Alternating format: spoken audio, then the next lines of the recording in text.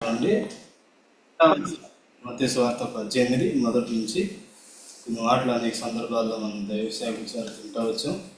అయితే ఆ కాలం ముందు శిష్యులు యేసు ముందుకు వచ్చి, పరలోక రాజ్యంలో ఎవడు గొప్పవాడని అడగగా ఆయన ఒక చిన్న బిడ్డను తన దగ్గర పిలిచి వారి మధ్యన నిలబెట్టి ఇట్లని, మీరు మార్పు నుండి బిడ్డల్లాంటి వారైతేనే కానీ పరలోకంలో ప్రవేశించాలని మీతో నిశ్చయముగా చెప్తున్నాను.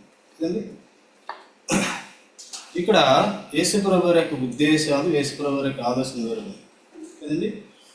అయితే ఇక్కడ ఏం చెబుతుండో అంటే, వీళ్ళైతే పరలోక రాజ్యంలో గొప్పవారు ఎవరని అంటారు. ఎవరంటే పరలోక రాజ్యంలో గొప్పవారు? ఇక్కడ అంటే ముందు నేను అనుకోవటం ఏంటంటే, ఎప్పుడైతే ఒక చిన్న బిడ్డలో ఏ కలబసం ఉండదు, తర్వాత ఏ కపటం ఉండదు, చిన్న బిడ్డలో ఏముండదు కదండి, ఆ యథార్థంగా ఉండేది కాబట్టి ఆ బిడ్డ వాళ్ళే మార్పు చెందాలి. ఎప్పుడు వరకు మార్పు చెందాలి మనం అంటే, ఎప్పుడైతే వాక్యం వింటూ ఉంటామో, యేసు ప్రభు భూమి మీదకి వచ్చేంత వరకు, మనం ఆయన కాడికి పోయేంత వరకు కదండి, ఎప్పుడు మార్పు చెందేవారంగా ఉండాలి. ఏ విధంగా మార్పు చెందాలి అంటే, వాక్యం ద్వారా. వాక్యం విన్నప్పుడు, వాక్యం చదివినప్పుడు, దేవుని మందిరానికి వచ్చినప్పుడు, దాన్ని నెమరు వేసుకున్నప్పుడు, లోకంలో ఉన్నప్పుడు, లోక పాపం మన మీద పరిపాలన చేయకుండా ఉండటాని కోసం ఎప్పుడు మనం మార్పు చెందేవారంగా ఉండాలని యేసుప్రభు వారి ఉద్దేశం. నేటి దినాల్లో పరలోక రాజ్యం నాకు ఉచితంగా రావాలని ఆశపడతాను. ఎట్లా రావాలండి? ఉచితంగా ఇచ్చింది యేసుప్రభు వారు కదండి. ఇశ్రాయేలు ప్రజలు సైతం కూడా ముందుగానే కదండి, కానాను పాలు తేనెలో ప్రవహించే ఆ యొక్క ప్రాంతాన్ని, దేశాన్ని ముందుగా రెడీగా పెడుతూ వచ్చింది. కానీ వాళ్ళు అక్కడ కానానికి చేరలేదు. ఎంతమంది చేరారు కానాన్లోకి? ఇద్దరే కదండి. ఎంతమంది ప్రజలు ఐగుప్తు నుంచి విడిపించబడుతూ వచ్చారు? ఇంకా లెక్కేసుకుంటే 20 లక్షలు ఉండదు కదండి. అంతమంది ప్రజలు కదా, అనేక రీతిగా గనుగుళ్ళు, శొనుగుళ్ళు, మోషామిన శనుగుతూ వచ్చారు. భయంకరమైన పరిస్థితులు అక్కడ ఉంటుంది కదండి. ఇక్కడ ఎందుకు చిన్న బిడ్డని మధ్యలో నిలబెట్టి ఆ బిడ్డని పోలి మనం నడుచుకోవాలా అంటుందంటే కదండి, మనం ఎప్పుడూ ఆత్మీయంగా చూసుకున్నప్పుడు బిడ్డల్లాంటి స్వభావం కలిగిన వారిగా మనం ఉండాలని యేసుప్రభు వారి ఉద్దేశం. ఆయన ఒక ఆలోచన ఆ విధంగా ఉన్నప్పుడే పరలోక రాజ్యంలో, కింద చదువుకోవచ్చు మనం, పరలోక రాజ్యంలో మీరు ప్రవేశిస్తారు కదండి. ప్రవేశిస్తారంటారు. మన ఇక్కడ గొప్పతనాలు కాదు కానీ, మన మేధావితనం కాదు కానీ, ఎప్పుడైతే మనం వాక్యం వెలుగుల్లో మనం పరీక్షించుకుంటూ ఉంటామో, ఎప్పుడైతే వాక్యం వెలుగులో మనం సరి చేసుకుంటూ ఉంటామో, అప్పుడు ప్రతి విషయంలో మనం మార్పు చెందేవారంగా ఉండాలి కదండి. ఎందుకు అంటే మనం అనుకోవచ్చు పరలోక రాజ్యం ఉంది కదండి. ఇక్కడే అనేక సందర్భాల్లో దైవ సేవకులు వాక్యం విన్నప్పుడు కదండి, ఉన్న దాంట్లోనే సంతోషపడాలా, అతిగా ఆశపడకూడదు, ఉన్న దాంట్లో మనం చదువుకొని ఉండాలా. యేసుప్రభు వారు మన అక్కర్లే తెలుస్తాడు కానీ మన అవసరాలు, ఆశలు తీరవడని అనేక సందర్భాల వాక్యం. ఎందుకు అంటే, ఇక్కడే మనం మార్కెట్కి ఒక చేపను తీసుకొస్తాం. ఏం చేస్తాం? దాన్ని పొట్టు తీసి దాన్ని ఏం చేస్తాం? శుభ్రంగా క్లీన్ చేస్తాం. ఎందుకు అంటే, అదేవిధంగా భూమినే యేసుక్రీస్తు ప్రభు వారు నిన్ను నన్ను కూడా శారీరక ఆశల నుంచి తప్పించడానికి అనేక రీతిలుగా నిన్నను కూడా సిద్ధపరుస్తా ఉన్నాడు. నిన్నను కూడా ఏం చేస్తాడంటే బాగు చేస్తాడు. ఎందుకు అంటే, ఆ నిశ్చిత్వం కొరకు, లేకపోతే పరలోక రాజ్యంలో మనం ప్రవేశించాలంటే ముందు నేను సిద్ధపడాలి. ముందు నేను మార్పు చెందాలి. నేను సరిచేయబడాలి. నా జీవితం దేవుడికి మహిమకరంగా ఉందో లేదో నేను చూసుకోవాలా. నా ఆత్మీయ జీవితం ఏ విధంగా ఉంటుందో నేను చూసుకోవాలా. అందుకని యేసుప్రభు వారు భూమి మీద పరిచర్య చేసినప్పుడు ఆయన చేసిన పరిచర్య అంటే 30 సంవత్సరాలు తల్లిదండ్రులు లోబడుతూ వచ్చిండు, 3.5 సంవత్సరాలు సేవ చేస్తూ వచ్చిండు. ఆయన స్వభావం కూడా ఆ చిన్న బిడ్డ స్వభావంలాగే ఆయన పరిచర్య చేస్తూ వచ్చాడు. అంత ఆత్మీయంగాను, అంతగా తన మనసులో కానీ తన ఆలోచనలో కానీ ఎటువంటి కపటం లేకుండా చేస్తూ వచ్చాడు కదండి. ఇప్పుడు ఇశ్రాయేలు ప్రజలు మనం అంటాం, ఏమంటాం కదండి, వాళ్ళు శనిగారు గొనిగారు అంటారు. మనం చూసామా? మనకంటే తెలుసు, వాక్యం చదువుకున్నాం మనకు తెలుసు. ఇప్పుడు నేను శనిగాను గొనిగాను, నా గురించి మీకు ఎక్కడ తెలుసు? నా గురించి రాయబడితే మీరు చదివితే మీకు తెలుసు. ఇప్పుడు మన గురించి ఎవరైనా చెబుతున్నారా? కదండి, రాయబడలేదు. ఎందుకంటే యేసుప్రభు వారు డైరెక్ట్గా నీతో నాతో మాట్లాడారు కదండి. నీతో నాతో మాట్లాడినప్పుడు మన హృదయ రహస్యాలు వెరిగిన వాడు కదండి. ఇక్కడ మనందరం కూర్చున్నాం, నా హృదయంలో ఏ విధమైన సనుగుడు గొనుగుడు లేదు. ఎవరు చెప్పగలుగుతారా? ఎవరన్నా? ఎవరు చెప్ప. అందుకనే ఇక పరలోక రాజ్యంలో ప్రవేశించాలంటే పరలోక రాజ్యం ముఖ్యం కాదు, కానీ ముందు నేను సిద్ధంగా ఉండాలా కదండి. కానాను అయితే పాలు తేనెలు ప్రవహించే దేశం రెడీగా ఉంది కదండి. దేవుడు దాన్ని సిద్ధపరిచిండు, సమృద్ధి గల దానిగా ఉంచిండు. అయితే ఈ ప్రజల దాంట్లో ప్రవేశించాలంటే ఈ గొనుగుళ్ళు సనుగుళ్ళన్నీ ఇడిచిపెట్టాలి కదండి. అందుకనే ఆ పరలోక రాజ్యంలో మన గిఫ్ట్లో తర్వాత ఏముందండి, దేవుడు ఇక్కడ పరిచర్య చేసేదాన్ని బట్టి ఏమి ఇస్తాడు, మనకి బహుమానాలు ఇస్తాడు, తర్వాత కిరీటాలు ఇస్తాడు. నేనేమంటా అంటే కదండి, ఈ శరీరం ఉన్నప్పుడు ఆశ మనిషి. ఏమమ్మా, శరీరం ఉన్నంతసేపే ఆశ కదండి. శరీరం లేకపోతే ఆశ ఉంటుందా? యేసుప్రభు వారి యొక్క మహిమాదేహం మనకు వచ్చింది. ఎప్పుడైతే మార్పు చెందుతామో రెప్పపాటును మార్పు చెందుతాం, యేసుప్రభు వారి యొక్క మహిమాదేహం మనకు వచ్చింది. యేసుప్రభు వారి మహిమాదేహం మనకు వచ్చినప్పుడు ఇక్కడే అనేక రీతిలుగా వాక్యం ద్వారా నిన్ను సరిచేస్తూ ఈ లోకంలో ఏ విధంగా జీవించాలో, ఈ లోకంలో ఏ విధంగా బ్రతకాలో, ఈ లోకంలో ఏ విధంగా మార్పు చెందాలో, ఈ లోకంలో ఏ విధంగా దైవికంగా మనం ముందుకెళ్లాలో, ఈ లోకంలో ఏ విధంగా ప్రార్థన చేయాలో, ఈ లోకంలో ఏ విధంగా ఆరాధన చేయాలో, ఈ లోకంలో ఏ విధంగా నియమ కూడికలకు వచ్చి వాక్యాన్ని సరిచేయబడాలో, ఇవన్నీ దేవుడు మనల్ని సిద్ధపరుస్తుంటే కదండి. కొన్నిసార్లు మనకి ఆటోమేటిక్ ఏమైంది అని చూసుకున్నప్పుడు కొన్ని పరిస్థితుల్లో ఇంతవరకు చాలే నాకు ఇంకెందుకు అనిపించింది. దేన్ని బట్టి అంటే ఎప్పుడైతే మనం వాక్యం వింటామో, ఎప్పుడైతే ఆత్మీయంగా నిన్ను బలపరుస్తూ వస్తాడో, ఎప్పుడైతే నిన్ను స్థిరపరుస్తూ వస్తాడో, ఎప్పుడైతే తన ఆత్మ ద్వారా నడిపిస్తూ వస్తాడో, ఆ సమయాన్ని బట్టి ప్రభువైన యేసుక్రీస్తు ప్రభు వారు కొన్ని ఆశల నుంచి నిన్ను ఏం చేస్తాడంటే బయటికి తీసుకొస్తాడు కదండి.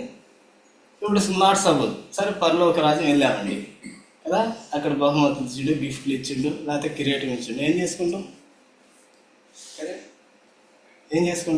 కదండి. అయితే ప్రాముఖ్యమైనది ఏంటంటే మనం అక్కడ చేరాలంటే ఈ లోకంలో మార్పు చెందేవారంగా ఉండాలా కదండి. ఎప్పుడో అంటే ప్రతి విషయంలో కదండి, ప్రతి సెకండు, ప్రతి నిమిషం, ప్రతి గంట, ప్రతిరోజు కదండి, ప్రతి నెల, ప్రతి సంవత్సరం మనం ఎప్పుడు కూడా మార్పు చెందేవారంగా లేకపోతే, వాక్యాన్ని మన హృదయంలో మనం ఉంచుకోకపోతే, వాక్యాన్ని మనం నెమరు వేసుకోకపోతే, వాక్యానుసారంగా మనం జీవించకపోతే, మన కష్టాల్లో, మన శ్రమల్లో, మన విరుకులో, మన ఇబ్బందుల్లో నాకు పరలోకం గుర్తొచ్చింది. కానీ నేను ఇక్కడ ఎంత మార్పు చెందాలో, యేసుప్రభు యొక్క ఉద్దేశం ఏమైందో, ఆయన ఆలోచన ఏమైందో ఆ విషయాల్లో నేను గ్రహించలేదు. ఆ విషయాలు నేను మర్చిపోయేవాడుగా ఉంటాను అన్నమాట కదండి. ఇందాక ఆ ఆరాధనలో కూడా నేను అయ్యే తలంపులు కూడా సిద్ధపడుతూ వచ్చాను. ఇప్పుడు చూడండి, ఆరాధన చూసుకున్నాం కదా, అప్పుడు ప్రకటన 4 వచ్చాయి. 10 అధ్యాయం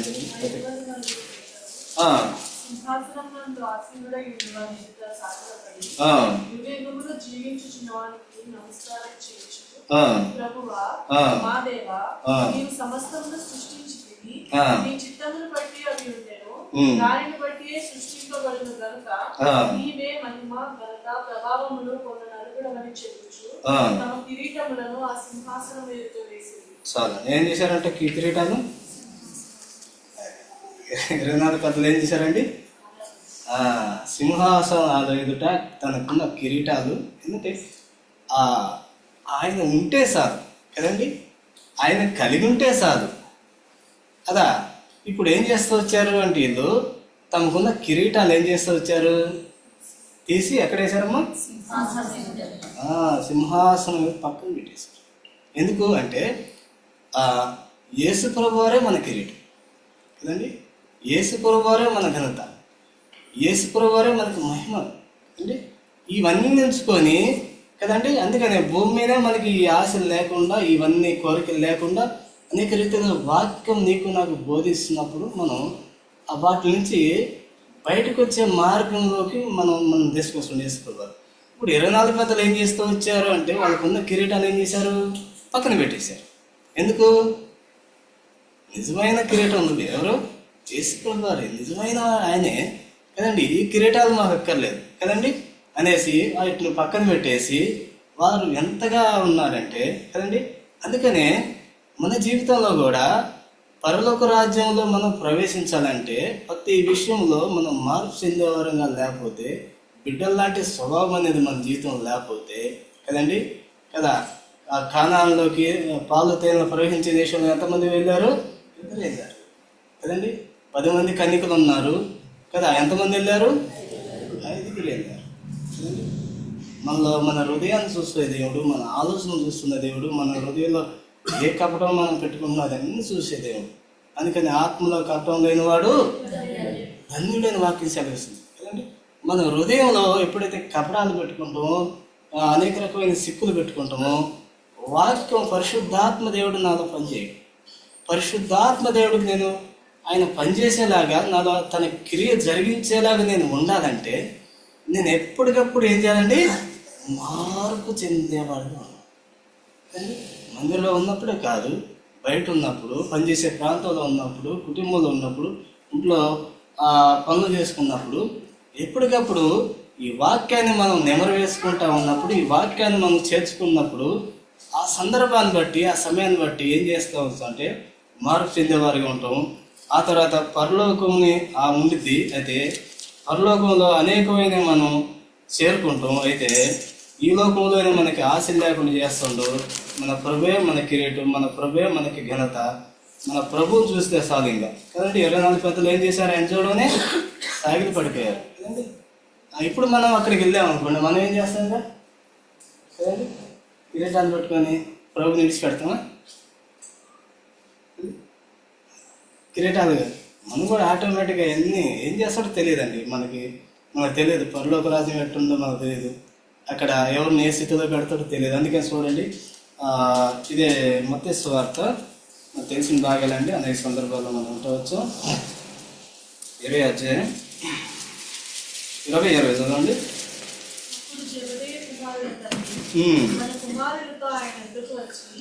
నమస్కారం చేసి మనవి చేయబోగా నీవేమి కోరుచున్నావని ఆయన అడిగాను.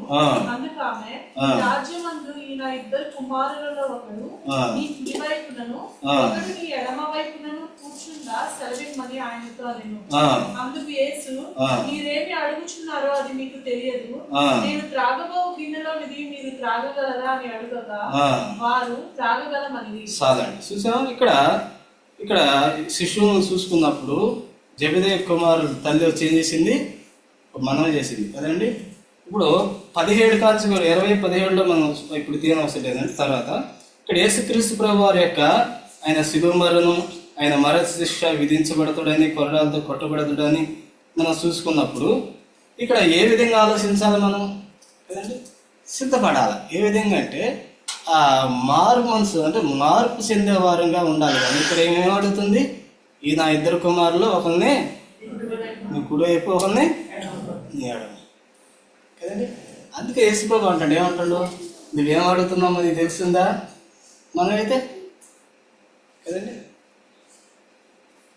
ఆ విధంగా ఇక్కడ ఎందుకు అడుగుతుంది అంటే యేసుప్రభు యొక్క శ్రమలు చూస్తుంది, యేసుప్రభు కష్టాలు చూస్తుంది. యేసుప్రభు ఏ విధంగా సమర్పణ కలిగి ఉండో చూస్తున్నప్పటికి ఏ విధంగా అడుగుతుందంటే పక్కన 10 మంది శిష్యులు కూడా వాళ్ళు దిగులు చెందుతూ వస్తారు, చింతపడుతూ వస్తారు. యేసుప్రభు వారు కృపగలవాడు కాబట్టి ఏం చేస్తూ వచ్చిందంటే మళ్ళీ వాళ్ళని సరి చేసిండు, వాళ్ళని చక్క పెడతా వచ్చిండు కదండి. ఇలా మానవ స్వభావం ఏ విధంగా ఉండిద్ది అంటే కదండి, నేను నా వైఫే చూసుకుంటాను కదండి. నేను యథార్థంగా ఉన్నాను, నేను నమ్మకంగా ఉన్నాను, పక్కన వాళ్ళు మాత్రం నేను ఏం చేస్తాను అంటే తక్కువగా చూస్తాను అన్నట్టుగా ఉంటుంది. ఇక్కడ స్త్రీ కూడా ఏ విధంగా ఉందంటే అందరూ పరిచయం చేసిన వాళ్ళే, అందరూ యథార్థంగా జీవించిన వాళ్ళే. ఈయన 2 కుమారులు అంటే తక్కువ వాళ్ళు కదా. అది ఆత్మీయ జీవితం, ప్రభువుని మనం సేవించే జీవితం. ఆయన ఎవరిని ఎక్కడ ఏ ప్లేస్ ఇస్తాడో ఆయన తెలుసు. ఆయన యేసుప్రభు అంటాడు, ఇది నా వశంలో లేదు. ఎవరి వశంలో ఉంది? ఇది నా తండ్రి వశం. ఆ చెప్పిన మాటకి వెంటనే యేసుప్రభు వారు జవాబు ఇచ్చారు. ఇప్పుడు ఏం చేసేది ఇంకా కదా, అక్కడ ఆ ప్లేస్ ఈ ప్లేస్ అని కాదు. కానీ అందుకనే యాకోబు రాసిన పత్రిక చూడండి అండి, యాకోబు 4:10 చూడండి ఆ మాట చూపులో. ప్రభువు దృష్టికి మిమ్మల్ని మీరు తగ్గించుకోండి, అప్పుడు ఆయన మిమ్మల్ని హెచ్చించును. అదే ప్రభువు దృష్టికి ఎప్పుడైతే మనం తగ్గించుకుంటామో, ఎప్పుడైతే మనం దేని మనసు కలిగి ఉంటామో, ఎప్పుడైతే ప్రతి విషయంలో మార్పు చెందేవారుగా ఉంటామో, ప్రభుత్వ ఐక్యత కలిగి ఉంటామో, సంఘంతో ఐక్యత కలిగి ఉంటామో, అప్పుడు నిన్ను నన్ను ఏం చేస్తాడు, హెచ్చించేవాడిగా ఉంటాడు కదండి. ఏ విధంగా హెచ్చిస్తాడు అంటే ఆత్మీయంగా హెచ్చిస్తాడు, ఈ లోకపరంగా హెచ్చిస్తాడు. అందుకనే విశ్వాస జీవితంలో, ప్రభుని సేవించే జీవితంలో కదండి, ఇప్పుడు అనేక రీతులుగా మన హృదయంలో సనుగుళ్ళు గొనుగుళ్ళు మనం పెట్టుకొని కదా నేను బాగానే ఉన్నాను అనుకుంటే అది ఎంత మాత్రం నేను పరలోకం అదే అంటాడు, మీరు మార్పు నుండి బిడ్డలు లాంటి వారైతేనే పరలోక రాజ్యంలో ప్రవేశిస్తారంట. నిశ్చయంగా మీతో చెబుతున్నాను అంటాడు. ఎవరితో చెబుతుండండి? నిశ్చయంగా మీతో చెబుతున్నాను అంటాడు. యేసుప్రభు వారి మాటలు, ఆ వాక్యం యథార్థమైనది, వాక్యం పరిశుద్ధమైనది కదండి, ఆ వాక్యం నమ్మదగింది. ఆ వాక్యంలో ఉన్న బలము శక్తి మన యొక్క జీవితాలని మార్చేసేదిగా ఉంది కదండి. ఎప్పుడైతే నేను ఈ విధంగా జీవించాలా, నేను ఈ విధంగా నమ్మకంగా జీవించాలా అని మనం ఎన్నోసార్లు ఎన్నో సంవత్సరాల నుంచి మనం అనుకున్నప్పటికీ అనేక సందర్భాల్లో మళ్ళా వెనక్కి వెళ్ళేసిపోయే స్వభావం మన జీవితంలో ఉండేది. మళ్ళా ఆ పాపంలో పడిపోయే జీవితం మనలో ఉండేది కదండి. ఎప్పుడైతే పరిశుద్ధాత్మ దేవుడికి మనం అవకాశం ఇస్తామో, ఆయన పని ఆరంభం చేస్తూ ఉన్నప్పుడు కదండి, మనం ఈ లోకంలో ఎటువంటి ఘనతలు విలువలు కోరుకోకుండా ఉన్నప్పుడు ఆయన క్రియ మనలో జరుగుతూ ఉంటుంది. ఆయన క్రియ జరిగిద్ది. ఆయన క్రియ జరగటం కాదు, కానీ ఆ తర్వాత నిన్ను నన్ను ఆయన దృష్టి అందు మనం ఉన్నప్పుడు నిన్ను నన్ను హెచ్చించేవాడిగా ఉంటాడు. మనం తగ్గించుకున్నప్పుడు ఆయన హెచ్చిస్తాడు.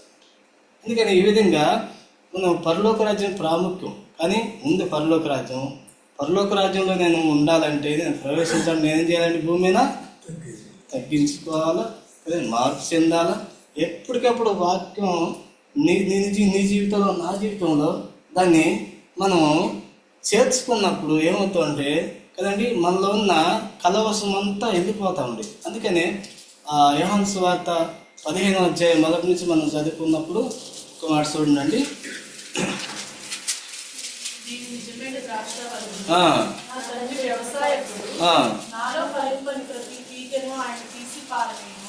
ఫలించు ప్రతి తీగ మరి ఎక్కువగా ఫలింపవలెనని దానిలోని పనికిరాని తీగలను తీసివేయును. చాలమ్మా చాలు.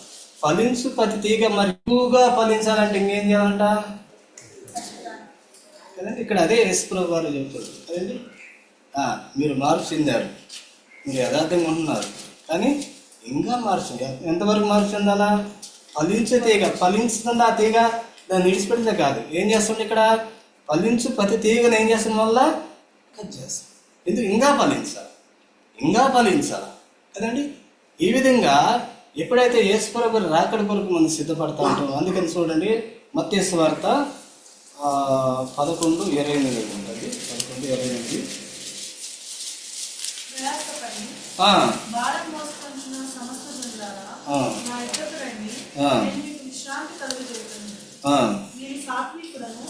దీనమనసు గలవాడను కనుక మీ మీద నా కాడి ఎత్తుకొని నా యొద్ద నేర్చుకొనుడి, అప్పుడు మీ ప్రాణములకు విశ్రాంతి దొరుకును. ఏలైనగా నా కాడి సులువుగాను నా భారము తేలికగాను ఉన్నది. చాలండి. ఏదైనా నా కాడి సులువుగాను నా భారం ఎట్టుందంట? తేలిగ్గా ఉంది. మనకైతే ప్రతిరోజు కష్టమే కదండి, ప్రతిరోజు కష్టమే కదండి. ఇవన్నీ మనం ఎప్పుడైతే ఇవన్నీ పాటించమో, ఇవన్నీ చేయమో కదండి, మళ్ళీ నాకు ఏం కావాలి ఇప్పుడు అంటే నాకు పరలోకం కావాలి కదండి. పరలోకం నాకు ఏ స్థానం కావాలా? ఒకరు ఎడం పక్క, ఒకరు అయితే పరలోకంలో గొప్పవారు ఎవరు కదండి. మనమే కాదు, యేసుప్రభు దాన్ని అంగీకరించాడు. యేసుప్రభు ఏం చేస్తాడమ్మా? యేసుప్రభు అంగీకరించాడు కదండి. అందుకని మనం ప్రభు దృష్టికి గొప్ప తగ్గించుకున్నప్పుడు మిమ్మల్ని హెచ్చించేవాడిగా ఉంటాడు, నిన్నను బలపరిచేవాడుగా ఉంటాడు. ఈ లోకంలో అనేకమైన వాటి నుంచి నిన్నను ఏం చేస్తాడంటే తప్పిస్తాడు. నిత్యత్వంలో నువ్వు నేను ఉండాలంటే ఏం చేయాలంటే మనం ఎప్పుడైతే దేని మనసు కలిగి ఉంటామో, ఎప్పుడైతే తగ్గించుకుంటామో, ఎప్పుడైతే వాక్యం మన జీవితంలో నెరవేర్చబడతా వచ్చిందో అప్పుడు ప్రభు నిన్ను నన్ను వెచ్చించేవాడిగా ఉంటాడు. ఎందుకంటే అనేక మంది కూడా మనం చూసుకోవచ్చు. చూడండి, అపోస్తుల కార్యాల్లో కూడా మనం చూసుకోవచ్చు. 4వ అధ్యాయం 31 అక్కడ అపోస్తలు చదువు. విశ్వసించిన వారందరూ ఆ, ఏక హృదయమును ఆ, ఏకాత్మని గలవారై ఉండి ఆ, ఎవడును తనకు కలిగిన వాటిలో ఆ, ఏదియు తనదని అనుకోలేదు. ఆ, వారికి కలిగినదంతయు వారికి సమిష్టిగా ఉండెను. ఆ, ఇదియు కాక ఆ, అపోస్తలులు బహు బలముగా ఉమ్, ప్రభువైన యేసు పునరుద్ధానమును గూర్చి సాక్ష్యం ఇచ్చిరి. ఆ, దైవ కృప అందరి యందు అధికముగా ఉండెను. ఆ, భూములైనను ఆ, ఇండ్లైనను ఆ, కలిగిన వారందరూ వాటిని ఆ, అమ్మిన వాటి వెల తెచ్చి ఆ. అపోస్తలుల పాదముల ఎదుట పెట్టి వచ్చింది. చాలండి. చూసా ఏ విధంగా భూములైన ఇళ్ళైన కలిగిన వారందరూ అమ్మిన వాటిని వెల తెచ్చి అపోస్తల పాదాల యొద్ద పెట్టేసుకుంటారు. చూసాండి, ఎందుకు పెట్టారు వీళ్ళు అసలుకి? ఎప్పుడైతే ఆ పేతురు అక్కడ వాక్యం బోధిస్తూ వచ్చింటే ఎంతమంది చేర్చబడ్డారండి? 3000 మంది చేర్చబడ్డారు. అనేక మంది ఏం చేస్తారు వచ్చారంటే వాళ్ళకి హృదయం బద్దలైపోతూ వచ్చింది, వాళ్ళ ఆలోచనలు మారుతూ వచ్చినాయి. ఇదన్నీ ఎవరో ఒక వ్యక్తి మార్చిండా అంటే ఆ యేసుక్రీస్తు ప్రభువారు వాళ్ళకి తలంపులు మారుస్తూ వచ్చిండు. అయితే పరలోకం మాకుంది, పరలోకంలో నిత్యత్వం ఉంది, పరలోకంలో సమస్తం నా కొరకు ఉంచిండు అనేసి వాళ్ళు ఆత్మీయంగా ఏం చేస్తూ వచ్చారంటే వాళ్ళకి కలిగిన అన్నీ అమ్మేశారు. అమ్మేసి ఏం చేశారంటే సమస్తం తీసుకొచ్చి అపోస్తల పాదాలు. ఇంతగా దేవుడు వాక్యం నీకు నాకు అనేక సందర్భాల్లో మనకి వాక్యం బోధిస్తున్నప్పుడు అయినప్పటికీ మన యొక్క ఆత్మీయ జీవితం, మన విశ్వాస జీవితము కదండి మార్పు నొందే జీవితము ఎట్లుంటుందంటే, నేను ఒకసారి మార్పు చెందాను, ఒకసారి వెలిగించబడ్డాను, ఒకసారి విశ్వాసంలో కొనసాగుతున్నాను, నేను ఇప్పుడు బాగానే ఉన్నాను అనుకుంటూ కుదరదు కదండి. యేసుప్రభు వచ్చేంత వరకు మనం ఆయన కాడికి పోయేంత వరకు ఆ విధమైన అనుభవం కలిగి ఉన్నప్పుడు కదండి పరలోక రాజ్యంలో మనం ప్రవేశించేవారుగా ఉంటాం. ఆ తర్వాత పరలోక రాజ్యంలో గొప్పవారు ఎవరో ఏమో తెలియదు కదండి. అవి ఏ విధంగా ఉంటాయో మనకు తెలియదు. ఎందుకంటే ఆ మహిమ శరీరాలకి ఆశ ఉండదు. ఉండిద్దండి? ఆశ ఉండిద్దా? ఉండదు కదండి. ఇప్పుడు ఒక వ్యక్తి చనిపోయాడు, మంచి ఆశలు ఉంది ఆయనకి. ఆ వ్యక్తిని వచ్చి లేపి, ఇదిగో బాబు నీకు ఇష్టమైనది తీసుకొచ్చి పెట్టాను, లేచి తినంటే తింటాడా? ఎందుకు తింటాడు? కదండి, ఆశ లేదు. ఇక్కడ ఉన్నంతసేపు మంచి బట్టలు కట్టాలా కదండి, మంచిగా బతకాలా, ఇవన్నీ ఇక్కడ ఉన్నది. ఎప్పుడైతే శరీరం మార్పు చెందిద్దో మహిమా శరీరాలు అసలు ఏం అసలు ఉండదు. ప్రభు అక్కడ ఏం చేపిస్తాడో, మనం ఏ విధంగా ఆయన్ని స్తుతించేలా చేస్తాడు, ఏ విధంగా ఆరాధించేలా చేస్తాడు, ఎవరికి ఏ ప్లేస్ ఇస్తాడో తెలియదు, ఎవరికి ఏ కిరీటాలు ఇస్తాడో తెలియదు, ఎవరికి ఏ మహిమ ఇస్తాడో తెలియదు కదండి. అంతా తండ్రి యొక్క స్వాధీనంలో ఉందని చెబుతూ వచ్చిండు. కానీ జబిదయి కుమార్ తల్లి ఏం చేస్తా వచ్చిందండి? యేసుప్రభు వారు సిలువ వేయబడతాడు కదా, మరణిస్తాడు, సమాధి చేయబడి 3 దినాలు లేపబడతాడు, అనేక శ్రమలు కొంటే వెళ్తున్నప్పుడు ఏం అడుగుతుంది కదండి? ఈ నా కుమారుని ఎడం పక్క కుడి పక్క కూర్చోబెట్టాలి కదండి. అందుకని యేసుప్రభు వారు చనిపోయి సమాధి చేయబడి తిరిగి లేచిన తర్వాత వీళ్ళు ఎక్కడ పోయారండి? సమాధులు కడిగారు కదా. అంటే యేసుప్రభు చెప్పిన మాటలు వింటలేదు. కానీ ముందేం కావాలి నాకు? పరలోకంలో ఒక నటు ఒక నటు కూర్చోబెట్టుకో అంటున్నారు. ఈ సంగతి ఎవరున్నారు? యేసుప్రభు అని కొట్టిన వారు, యేసుప్రభు విమర్శించిన వారు వీళ్ళు అంటున్నారేముంది?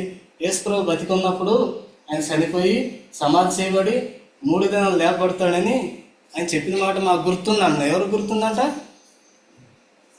ఎవరు అంటే ఇక్కడ మనం యాజకులు కావచ్చు, పరిచర్యలు కావచ్చు, వీళ్ళందరికీ గుర్తుందంట. ఎవరు గుర్తులేదు ఆ మాట?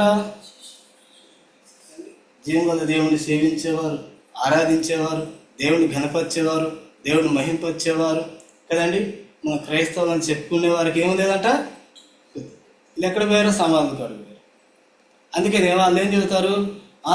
లేస్తాడేమో, ముందుకు ఏం చేస్తా ఆ సమాధిని ఇంకా సైనికులను పెంచి భద్రం చేయండి. ఏం చేయాలంటే సైనికులు పెంచి ఇంకా భద్రం చేయండి కదండి. ఇవన్నీ మనం గుర్తుపెట్టుకోవాలా కదండి. యేసుప్రభు రాకడ వచ్చింది సమీపం ఉంది, ఓకే కదండి. అయితే యేసుప్రభు రాకడ కన్నా మనం రెడీగా ఉంటాం కదండి. 5 మందిలో 5 ఇష్టపడ్డారు కదండి. బుద్ధి కలిగిన కన్యకలు వాళ్ళన్నీ చక్కబెట్టుకున్నారు, సిద్ధంగా ఉన్నారు, ఓర్పు కలిగి ఉన్నారు, సహనం కలిగి ఉన్నారు కదండి. కపటం లేని వారికి ఉన్నారు, మార్పు చెందుతూ వచ్చారు, సబుద్ధిని ఆధారం చేసుకోలేదు, మంచి బుద్ధి కలిగి ఉన్నారు కదండి. తమ తగ్గించుకున్న వారుగా ఉన్నారు. తర్వాత వాళ్ళని యేసుక్రీస్తు ప్రభు ఏం చేసిండండి? హెచ్చిస్తూ వచ్చిండు. ఎక్కడ హెచ్చించుండు వాళ్ళని? యేసుప్రభు వారితో కలిసినప్పుడు ఆ పెళ్లి విందులో కదండి ఘనంగా ఆ సంతోషంలో పాల్గొంటూ వచ్చారు కదండి. మనకి వ్యక్తిగత జీవితంలో యేసుక్రీస్తు ప్రభు అదే నేర్పిస్తుంది కదండి. అందుకనే ఆ వాక్యం సెలవిస్తుంది. ఇర్మియా 17:9 చదవండి. నేను ముగిస్తాను. ఇర్మియా 17:9. హృదయం అన్నిటికన్నా మోసకరమైంది, అది ఘోరమైన వ్యాధి కలది. మనం ప్రార్థన చేస్తాం, లోకంలో ఉన్నోడు కన్నా నాలో ఉన్నోళ్ళు కదండి. ఇప్పుడు మార్పు చెందిన హృదయం అట్లా ఉండిద్దా, లోకంలో హృదయం అట్లా ఉంటుంది కదండి. యేసుప్రభుని ఎరిగిన హృదయం ఏ విధంగా ఉంటుంది, యేసుప్రభుని ఎరిగిన వారి హృదయం ఏ విధంగా ఉంటుంది కదండి. ఇక్కడ ఏమంటుండో కదా, హృదయం అన్నిటికన్నా ఏంటంట మోసకరం కదండి. అనేక విషయాల్లో నా హృదయాన్ని మోసగిస్తుంది కదండి.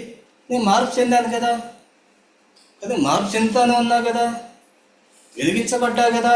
అయినప్పటికీ ఆ శత్రువు ఏం చేస్తాడంటే నా హృదయాన్ని మోసం చేస్తాడు.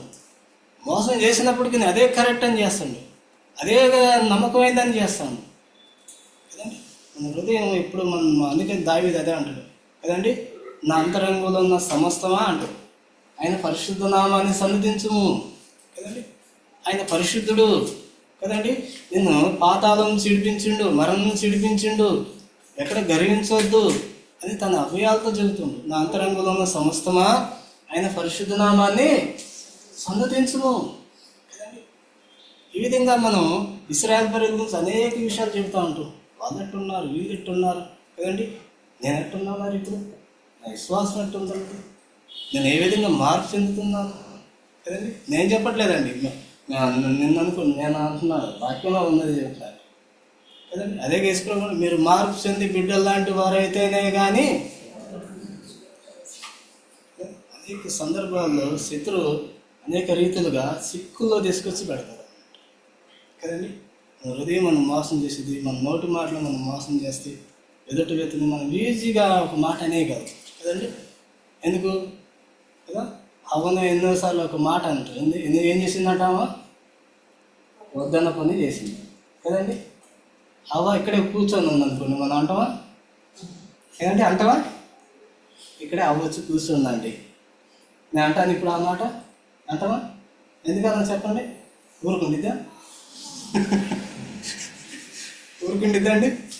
చెప్పండి, ఊరుకుండిద్దా? అక్కడ సన్నివేశాలు ఎట్టుంది, అక్కడ పరిస్థితి ఎట్టుందో ఇందాక అంకులు కూడా చెప్పారు కదండి. దేవుడు మనిషిని స్వతంత్రంగా చేసిండు కదండి. మనకు తెలుసు ఇక్కడ కీడు ఉంది, మేలు ఉంది, మనకు తెలుసు. ఇక్కడ కరెంటు బోర్డు ఉంది, అదేం చేసిందండి, మనం ఏదైనా చేస్తే ఏం చేసాము, దాన్ని ఏ విధంగా చేయాలో మనకు తెలుసు. కీడు మేలు రెండు పెట్టిండు. కానీ మానవుడు ఏం ఎంచుకోండు, కీడుగా ఎంచుకోండు కదండి. ఆటంకం చేయలేదు కదండి. మానవుడు ఎప్పుడైతే వాక్యాన్ని విని వాక్యం ద్వారాగా సరిచేయబడతాడో, వాక్యం ద్వారాగా యేసుప్రభు యొక్క స్వరూపంలో మార్చబడతాడో, దేన మనసు కలిగి ఉంటాడో, మన అందుకని స్వతంత్రులుగా చేస్తూ వచ్చిండు కదండి. మన హృదయంలో స్వతంత్రంగా నిన్ను నన్ను చేస్తూ వచ్చిండు. కానీ అనేక సందర్భాల్లో హృదయం నిన్ను నన్ను మోసగిస్తూ ఉంది. ఏ విషయాల్లో అండి?